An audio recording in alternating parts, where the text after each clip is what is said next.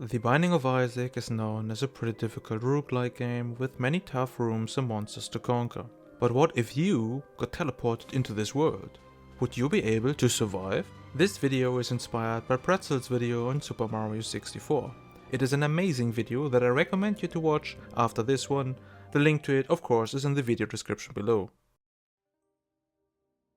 In case you didn't know, humans are made of approximately 60% water, and it is the single most important thing for us to stay alive, next to air that is. As Isaac is able to walk around freely in the basement and other stages, we just assume that air is available everywhere, so we can put a check mark next to it.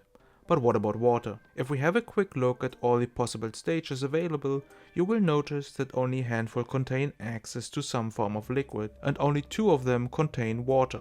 These 2 being flooded caves and downpour. My research concluded that cave water can be safe to drink, but also has a very high chance of getting contaminated through the environment and other dead or alive animals. By having a quick look at some of the obstacles, monsters and other stages in the game, we can conclude that drinking the unfiltered water from flooded caves is probably not a good idea.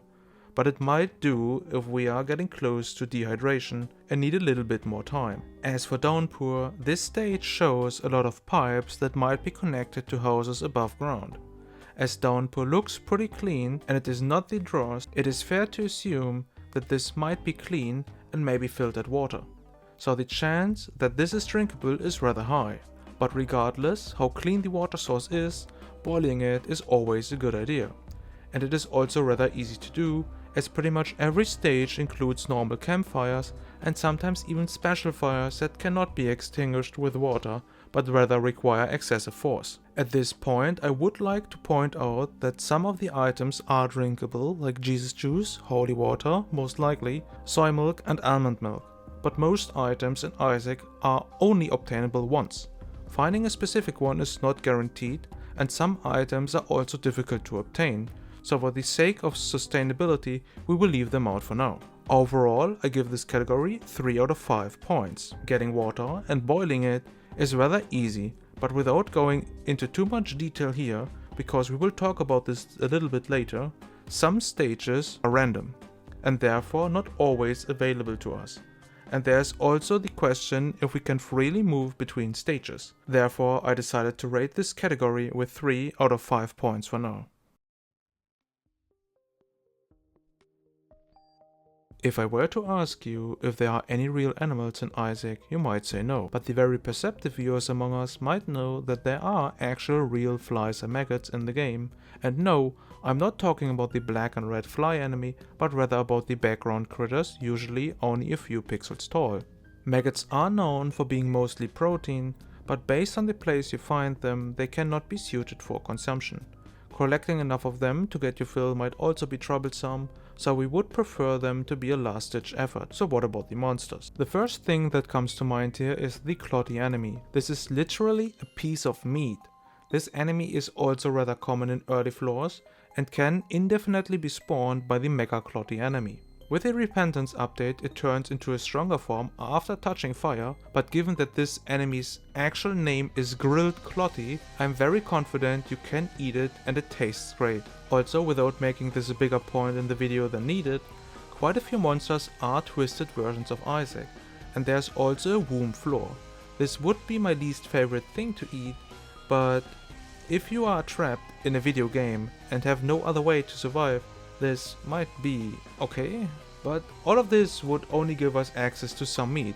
But what about fruits and vitamins? Our answer once again lies in the background tiles, as these include a lot of mushrooms. We do not know if they can be eaten, but for the off chance you can, they might contain not all, but a good chunk of important vitamins. You could also try the pill drops, as these might contain some vitamins, but eating random pills that you found in the basement might not be the smartest move. And while I said we will talk about items later, I would like to point out the chance for lemon mishap and apple to appear in the run, as these are the only fruits in the game. I rate this category 3 out of 5. If you can beat them and don't think too much about it, there are quite a few things you can eat and cook in Isaac.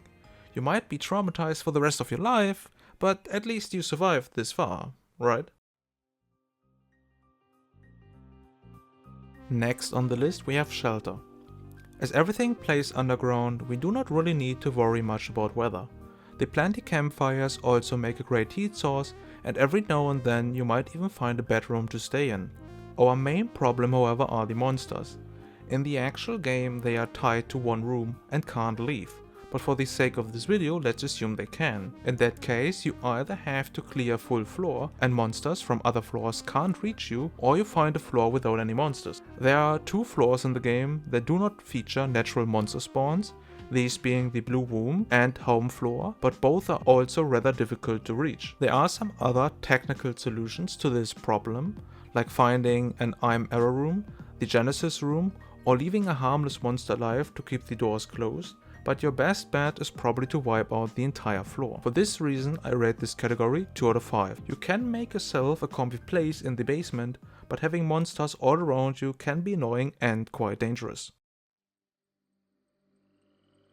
To not go totally insane, you might want to talk to someone during this whole ordeal. Well, tough luck. The only entities in the game that aren't monsters or hostile towards you are the dead shopkeepers. They are also peaceful enemies and familiar items, but I don't really think they would talk to you or interact in any other way. The best answer to this problem might come with the soul of Jacob and Esau, as this will, while also only for one room, spawn another playable character. How much Esau would act on his own and talk is kind of unclear. He's also most likely only 5 years old, but having at least some temporary conversation is probably better than none at all. That of course is if you can find this rather rare consumable in the first place. At this point I would also like to mention that you can befriend some monsters and bosses through a variety of ways. These monsters can help you fight off other monsters and protect you from them. Also, having Baby Plum around you might make the worst days not look that bad. I rate this category 1 out of 5. Chances are quite high for you to not find any of the mentioned solutions and lose your sanity rather fast. And now, finally, let's clarify some open points. Given that Isaac has means of going to previous floors, even his home, although this might just be a memory, it is fair to assume that we can use or build ladders to move freely between floors. If we consider the basement as one really big dungeon, there's also an argument to be made that we can go to specific stages like Downpour to get some water. If that isn't the case, we still have a rather high chance to either get one Downpour or flooded caves floor by chance. And if we don't, we can still find these rooms technically in the void floor, if we can go there. But this might also be a one-way ticket. This also opens the question, what happens if we beat the game? And can we even beat the game? If this is our very first one, we can only go up to Mom by default. This is already a rather difficult boss to beat, but this also depends on your interpretation of the Mom fight. If it is not a giant foot but rather a regular sized human, you might have a chance to beat her. In that case, you would most likely end up in basement 1 again, and now you can go further. Based on your interaction with items and how your HP work, you might not be able to use the sacrifice room. If you can though, you have to face a flying demonic sheep skeleton. Good luck with that. In general, I don't really see how you would be able to beat any of the main end bosses as long as they have their in-game stats and abilities and you can't obtain item effects. If you can get and use items, however, many things would change. The no-brainer here is to get flight and escape the basement if possible. If escape is not possible, you can try to get super strong, clear most threats, and spend the rest of your days eating grilled clotties. The total score is 9 out of 20. Not that great. The basement offers a few ways for you to stay alive. There also is a chance to escape it completely and continue your ordinary life, even if that happens to be in the Macmillan universe. I think I covered most important points, but if you feel like I missed something or got something wrong, feel free to tell me in the comments. Also, don't forget to hit that like and subscribe button, and that leaves me with only one more thing left to say. My name is Bambochutafreak. This was Can You Survive in the Binding of Isaac? The answer is most likely no, and until next time.